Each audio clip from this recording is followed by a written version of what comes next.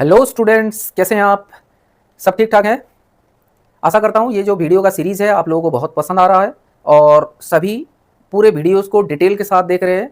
तो कहीं भी किसी प्रकार का आपको क्यूरी है, डाउट है और कहीं पे भी आपको लगता है कि ये जो क्वेश्चंस है इसको दोबारा करने की ज़रूरत है, तो आप कमेंट करके हमें बताइए ताकि आपका जो क्यूरी है, डाउट है, उसको सही टाइम पे किल हो जाए। ठीक है? इससे पहले हमने ट्रायंगल एंड इट्स प्रॉपर्टीज़ में हमने सीखा था मीडियन। तो बताइए मीडियन किसे कहते हैं? What is median? Median of a triangle. What is median of a triangle? Median of a triangle किसे कहते हैं?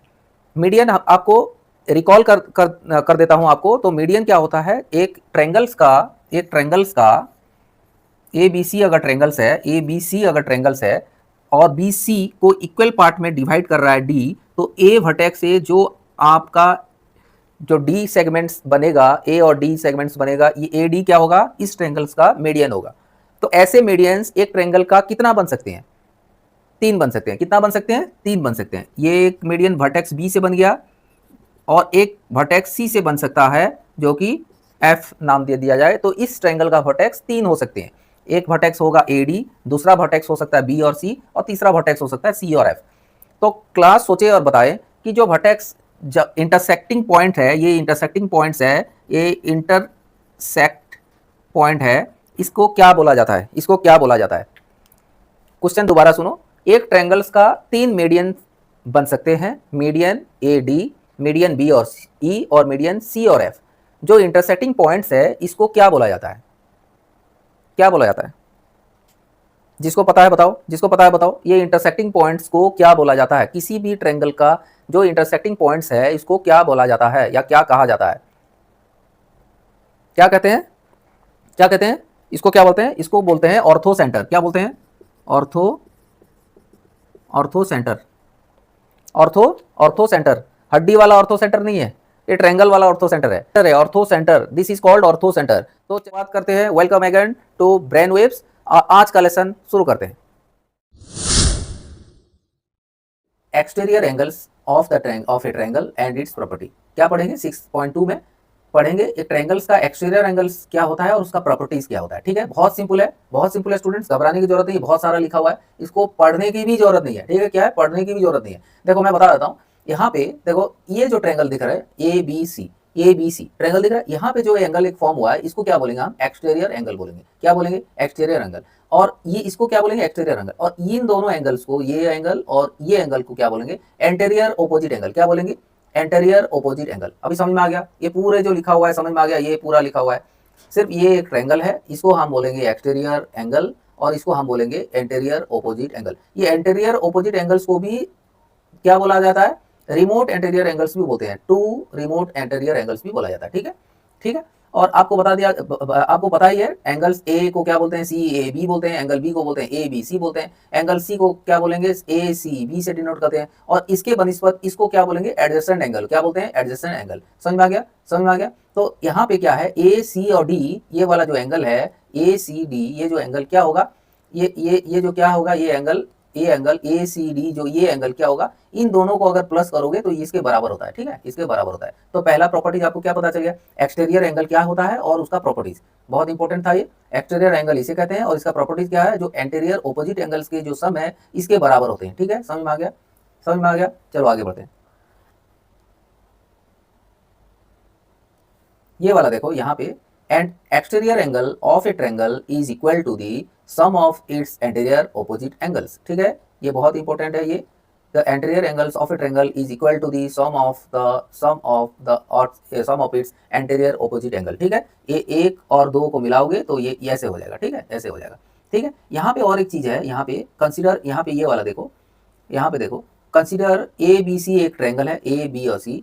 ए सी डी ये एक्सटीरियर एंगल, जिसको पता है A C D exterior angle है।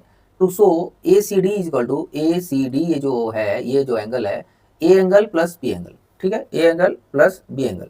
ठीक है, दो सी ड्रॉज। अभी देखो ये क्या बोल रहा है यहाँ पे, इंपॉर्टेंट है ये थोड़ा सा इंपॉर्टेंट है, समझने वाला चीज है। यहाँ पे समझने वाला चीज है, समझने वाला चीज है। देखो यहाँ पे जहां समझने की जरूरत है वहां समझना बहुत जरूरी है। ठीक है, यहाँ समझने वाला चीज है। अभी जस्टिफाई कैसे करोगे? ये और ये दोनों, ये जो एंगल है इसके बराबर है, जस्टिफाई कैसे करोगे? How you will justify that A C D angle is equal to the angle A and angle B, how you will justify. देखो जस्टिफाई कैसे किया जाता है ये बताता हूँ। जैसे मान लो यहाँ पे जस्टिफाई कैसे करोगे, यहाँ पे एक ए बी का पैरेलल लाइन, ए बी का पैरेलल लाइन ऐसे, ए बी का पैरेलल लाइन एक सी ई ऐसे करके यहाँ पे ड्रॉ करो, ठीक है, ड्रॉ कर दिया। ए बी का पैरेलल लाइन सी ई ऐसे करके ड्रॉ कर दिया, ठीक है, ड्रॉ कर दिया। यहाँ पे ड्रॉ होने के बाद ये इसको एक्सटेंड करो, ए सी जो है ये जो लाइन है ए सी, ये ट्रांसपोजल, ये क्या है, ये अभी इससे पहले वाला लेसन में पढ़े थे, ये कौन सा लाइन है, ये ट्रांसवर्सल लाइन है, ये ट्रांसवर्सल लाइन है। अगर मान लो ये वाला ट्रांसवर्सल लाइन है ये, और ये वाला एंगल पैरेलल है ये, और ये सी और ई पैरेलल है, तो जो ये एंगल है वन एंगल, और कौन सी एंगल होगा, ये वाला एंगल, ये एंटीरियर ओपोजिट एंगल होंगे, तो ये बराबर होंगे, ये बराबर होंगे। यहाँ पे देखो एंगल वन और एंगल एक्स बराबर होंगे ड्यू टू ये ट्रांसवर्सल है, ये जो लाइन है ये ट्रांसवर्सल लाइन है, therefore alternate angle should be equal हो गया। आपको इतना पता चल गया, पहला ये पता चल गया। अभी देखो दूसरा, जहां पता नहीं चलेगा आप बताना, ठीक है, यहाँ पता नहीं चलेगा आप बताना, ठीक है, ये वाला आपको पता चल गया, ठीक है, ये वाला आपको पता चल गया, ठीक है। अभी आगे देखो,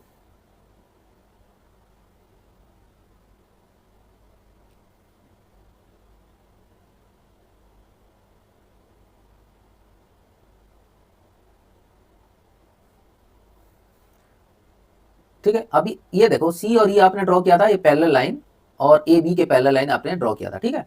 अभी ये देखो ये भी ट्रांसवर्सल लाइन है, कौन सा ट्रांसवर्सल लाइन है, ये वाला लाइन जो है ये ट्रांसवर्सल लाइन है, ये ट्रांसवर्सल लाइन होगा, ठीक है। ये वाला दो पैरेलल लाइन हो गया, ये ट्रांसवर्सल लाइन होगा। ये ट्रांसवर्सल लाइन होने के कारण ये जो टू एंगल है ये वाई एंगल के बराबर होगा, ठीक है, क्योंकि हमें इससे पहले वाला लेसन में हमने इसको पढ़ा है, बिल्कुल अच्छे से पढ़ा है, ठीक है। अगर आपको अभी भी डाउट लगता है कि आप पहले वाला वीडियो जाके चेक करो और उसको सॉल्व कीजिए, ठीक है, क्योंकि यहाँ पे दो पैरेलल लाइन ऐसे करके अगर काट दिया जाए, और बी और सी एक ट्रांसवर्सल लाइन ऐसे काट दिया जाए, तो जो एंगल यहाँ पे जो एंगल फॉर्म होगा यहाँ पे ये कौन सा एंगल फॉर्म होगा, इसको क्या बोलेंगे, कॉरेस्पॉन्डिंग एंगल। ये corresponding angles are also equal, ठीक है। तो ये एंगल 2 और एंगल वाई ये इक्वल हो जाएगा, ठीक है, इसको भी पता चल गया, ठीक है, इसको पता चल गया, ठीक है, इसको पता चल गया।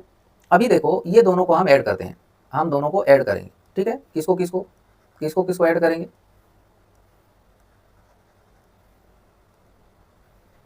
अभी देखो ये वाला आपको इक्वेशन पता चल गया, ये वाला इक्वेशन 1, और ये वाला इक्वेशन पता चल गया इक्वेशन 2, ठीक है, ये दोनों इक्वेशन बिल्कुल पता चल गया। अभी हम इन दोनों इक्वेशन को ऐड कर दो, तो angle 1 plus angle 2 equal to x plus y हो गया कि नहीं, बताओ, एक्स प्लस वाई हो गया कि नहीं। ये दोनों इक्वेशन को ये इक्वेशन 1 और ये इक्वेशन 2 को हमने जोड़ दिया, ये दोनों को जोड़ दिया, तो क्या होगा, angle 1 plus 2 equal to angle x plus angle y. हो जाएगा कि नहीं हो जाएगा, हो जाएगा कि नहीं हो जाएगा अगर जोड़ दिया जाए।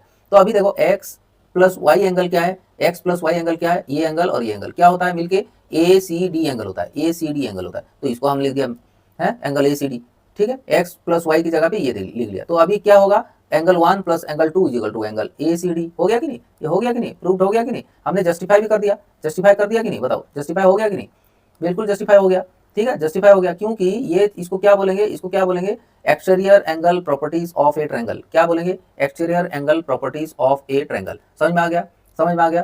किसको दोबारा समझने की जरूरत है, दोबारा समझने की जरूरत है, तो इस वीडियो को दोबारा रिपीट करो, रिपीट करके 2-3 बार देखो, ठीक है, 2-3 बार रिपीट करके देखो, आपको समझ में आएगा। बिल्कुल सिंपल तरीके से बताया, बिल्कुल सिंपल तरीके से बताया, आपको कहीं भी आपको डाउट का मतलब ही नहीं होता कि आपको समझ में आए। अगर फिर भी समझ में नहीं आ रहा है तो दोबारा इसको धीरे से करके रिपीट करके, फास्ट फॉरवर्ड मत करो, धीरे धीरे से करके इसको देखो, समझ में आ जाएगा, ठीक है, ठीक है। अभी आगे बढ़ते हैं।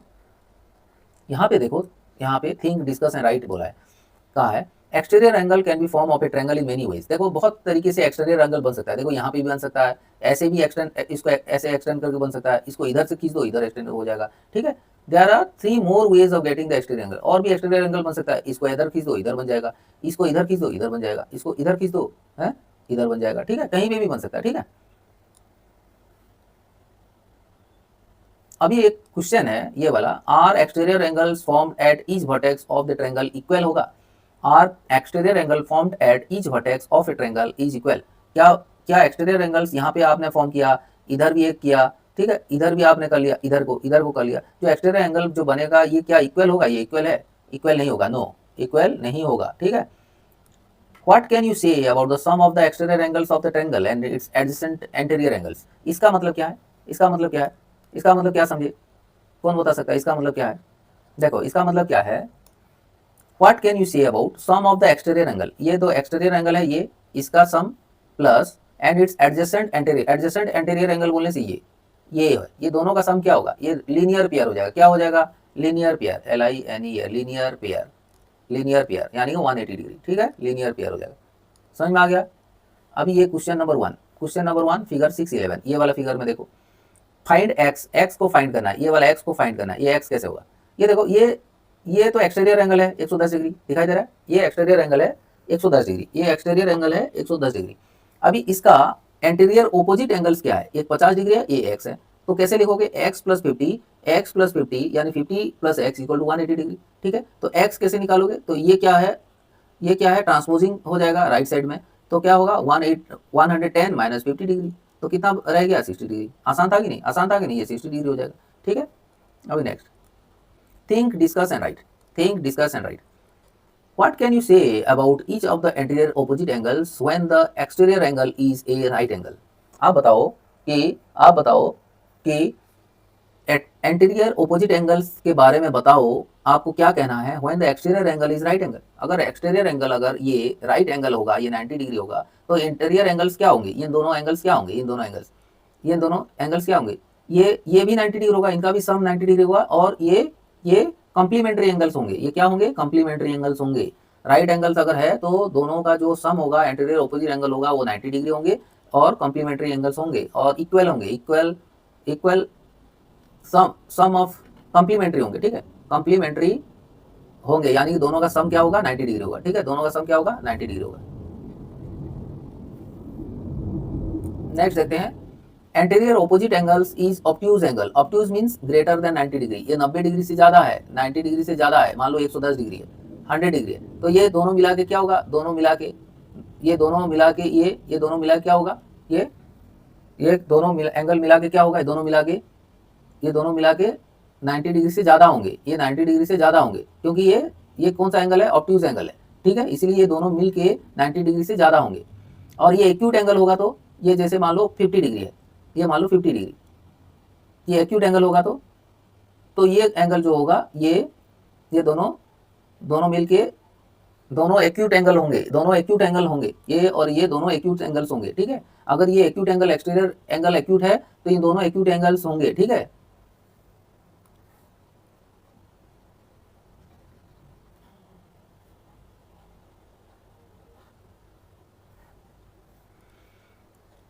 अभी एक नंबर हो गया, अगर राइट एंगल है 90 डिग्री है तो दोनों कॉम्प्लीमेंट्री एंगल्स हो जाएंगे, ऑब्ट्यूज एंगल है यानी 90 डिग्री से ज्यादा है तो दोनों एंटीरियर ऑपोजिट एंगल्स क्या होंगे, दोनों मिलकर 90 डिग्री ज्यादा हो जाएंगे। एक्यूट एंगल है, अगर एक्सटीरियर एंगल्स एक्यूट एंगल है यानी 90 डिग्री से छोटे हैं तो दोनों जो एंटीरियर ऑपोजिट एंगल और दोनों को सम है जो 90 डिग्री से कम हो जाएंगे, ठीक है। अब दूसरा, can the exterior angle of a triangle be a straight line, क्या ये एक्सटीरियर एंगल्स जो होगा, ये वाला जो एंगल्स होता है, क्या ये स्ट्रेट एंगल हो सकता है, स्ट्रेट एंगल हो सकता है, नहीं हो सकता, स्ट्रेट एंगल कभी हो ही नहीं सकता, ठीक है। स्ट्रेट एंगल मींस बोलने से क्या है, 180 डिग्री होता है, ये हो सकते हैं क्या, ये नहीं हो सकता कभी, ठीक है। अभी नेक्स्ट करते हैं, try this, N exterior angle of a triangle is 70 degree, 70 degree, ठीक है। One of its interior opposite angle is 25 degree, यानी कि ये वाला 70 डिग्री दिया है, एक्सटीरियर एंगल 70 डिग्री, और एक ये वाला 25 डिग्री दिया, ये 25 डिग्री, तो ये क्या होगा, ठीक है। तो आपको पता है कि ये 25 degree plus x is equal to 70 degree, क्या होगा, 25 degree plus x is equal to 70 degree, ठीक है। तो एक्स कैसे निकलेगा, x equal to 70 minus 25 degree, कितना हो गया, 45 डिग्री, 45 डिग्री हो गया, तो ये क्या हो गया, ये 45 डिग्री, कितना हो गया, 45 डिग्री, ठीक है। ये समझ में आ गया, इंपॉर्टेंट क्वेश्चन था, समझ में आ गया, इंपॉर्टेंट क्वेश्चन था, ठीक है। ऐसे ही सवाल आते हैं, ठीक है, आपको सिर्फ पता होना चाहिए कि करना क्या है, ठीक है। बिल्कुल आपको लड्डू टाइप क्वेश्चन मिलेगा, कोई भी बात नहीं, आपको समझ में आना चाहिए, ठीक है, क्या बोल रहा है इसमें क्या बोल रहा है, आपको समझ में आना चाहिए, बस। एक एंगल 70 डिग्री है और ये एक्सटीरियर ये वाला 70 डिग्री है, तो ये एक एंगल दिया हुआ है, दूसरा एंगल क्या है, बस दोनों को मिला के 70 डिग्री होगा, 70 माइनस 25 इक्वल 45, बिल्कुल सिंपल था कि नहीं, 45 डिग्री, ठीक है। अभी देखो दूसरा number, two anterior opposite angles of an exterior angle of a triangles are 60 degree और 80 degree. Two anterior opposite angles of an exterior angles of a triangles are 60 degree and 80 degree. Find measures of the exterior angle. अभी एक anterior opposite angle दिया है 60 degree, ये 60 degree दिया है और एक 80 डिग्री दिया है। ये वाला एंगल क्या है बोल रहे हैं, तो दोनों को ऐड कर दो, क्या हुआ 60 प्लस 80 तो 140 डिग्री। कितना है 140 डिग्री, ये 140 डिग्री, ठीक है। एक्सटीरियर एंगल इज 140 डिग्री, समझ में आ गया। अभी देखो is something wrong in the diagram 612, ये डायग्राम में क्या रॉन्ग है बताओ, जिसको पता है कमेंट करो, जिसको पता है कमेंट करो। ये जो डायग्राम है इसमें क्या रॉन्ग है, ये इस डायग्राम में क्या रॉन्ग है बताओ, क्या रॉन्ग है कमेंट करो, क्या रॉन्ग है कमेंट करो, क्या रॉन्ग है। देखो ये एंगल और ये एंगल दोनों अगर मिलाओगे तो ये एंगल होगा, लेकिन कितना होना चाहिए 100 होना चाहिए, 100 डिग्री होना चाहिए। अभी कितना डिग्री है 50 डिग्री, तो यही रॉन्ग है, ठीक है। अभी आगे बढ़ते हैं। Exercise 6.2, exercise 6.2 question number 1, find the value of the unknown exterior angle x in the following diagram. अभी हमें ये x का वैल्यू निकालना है। x का वैल्यू कैसे होगा, anterior opposite angle is 50 degree plus 70 degree तो 120 डिग्री, समझ में आ गया कि नहीं बताओ। अभी देखो यहाँ पे एक्सटीरियर ऑपोजिट एंगल क्या है, ये दोनों है, तो ये कैसे होगा 65 प्लस 45, 65 प्लस 45 क्या होगा 110 डिग्री, ठीक है। ये हो गया, ये हो गया। अभी ये देखो, ठीक है। अभी ये वाला देखो, ये वाला कैसे होगा, ये वाला कैसे होगा, ये 30 प्लस 40 कितना हो गया 70 डिग्री, ठीक है 70 डिग्री, ठीक है 70 डिग्री हो गया, पता चल रहा है ना 70 डिग्री। ये दोनों को ऐड कर दो, ये दोनों को ऐड कर दो तो एक्सटीरियर ऑपोजिट एंगल मिल जाएगा, ठीक है। अभी ये देखो 60 डिग्री प्लस 60 डिग्री कितना हो जाएगा, ये 120 डिग्री, ठीक है। इन दोनों को ऐड कर दो, कितना हो गया 100, 50 प्लस 50 100 डिग्री, ठीक है। इसको ऐड कर दो, कितना हो गया 90 डिग्री, कितना हो जाएगा 90 डिग्री। आसान था कि नहीं बताओ, आसान था कि नहीं, ठीक है। एग्जाम में अगर ऐसा आएगा तो दोनों को ऐड कर दो और लिख लो, एक्सटीरियर ऑपोजिट एंगल मिल जाएगा, ठीक है। अभी तक क्वेश्चन नंबर 2 में देखो, क्वेश्चन नंबर 2 देखते हैं। Find the value of unknown interior angles x, ये वाला अभी निकालना है x कैसा है। तो आपको पता है कि एंटीरियर ऑपोजिट एंगल्स को मिला दोगे इन दोनों को तो ये एक्सटीरियर एंगल्स आता है। तो एंटीरियर एंगल्स निकालने के लिए क्या करोगे, x plus 50 equal to 115 degree, ये आपको पता है, ये आपको पता है।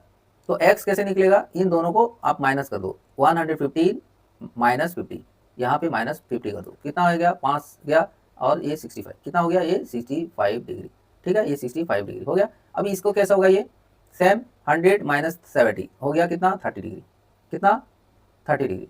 यहाँ पे कितना होगा, यहाँ पे कैसा होगा, ये 90 डिग्री है, यहाँ 90 डिग्री है तो 90 डिग्री और 125 माइनस 90 कैसा हो गया 5, 5 0 से गया 5 और 12 से 9 गया 3, तो कितना हो गया 35 डिग्री, ठीक है 35 डिग्री। अभी यहाँ पे कैसा होगा, ये 60 है, ये 60 हो जाएगा तो ये 20, दोनों को मिलाओगे, ये दोनों को मिला दोगे, ये दोनों को मिला दोगे तो 120 होना चाहिए, तो ये 60 डिग्री हो गया, ठीक है। अभी ये वाला कैसे एक्सटीरियर एंगल्स कैसे, ये 80 दिया है, ये 80 दिया है, ये 30 दिया है, तो ये कितना हो जाएगा 50 डिग्री, कैसे हुआ 80 माइनस 30 इज इक्वल टू 50, ठीक है हो गया। ये वाला देखो 75 डिग्री, ये 35, तो ये कितना हो जाएगा 75 माइनस 35 तो कितना हो गया 40 डिग्री, कितना हो जाएगा 40 डिग्री हो जाएगा। बिल्कुल आसान था कि नहीं, आसान था कि नहीं बताओ, आसान था कि नहीं बताओ। ओके, तो आपको आशा करता हूँ इस वीडियो के सीरीज में आपको चैप्टर जो 6 नंबर है ट्रायंगल्स एंड इट्स प्रॉपर्टीज का जो दूसरा भाग है आपको अच्छी तरीके से समझ में आ गया होगा, ठीक है। और जिसको समझ में आ रहा होगा तो आप कमेंट कीजिए, अगर जिसको समझ में नहीं आ रहा होगा वो भी हमें कमेंट कीजिए ताकि हमें पता लगे कि आपको सही में समझ में आ रहा है या नहीं आ रहा है, ठीक है। और इस सीरीज का और भी वीडियोस आने वाला है और इंपॉर्टेंट मैथ का ट्रिक्स भी आने वाला है, तो हमारे साथ जुड़े रहने के लिए बहुत बहुत धन्यवाद और वीडियो को लाइक और सब्सक्राइब करके जाइए। फिर मिलते हैं अगले वीडियो में, टिल देन बाय बाय।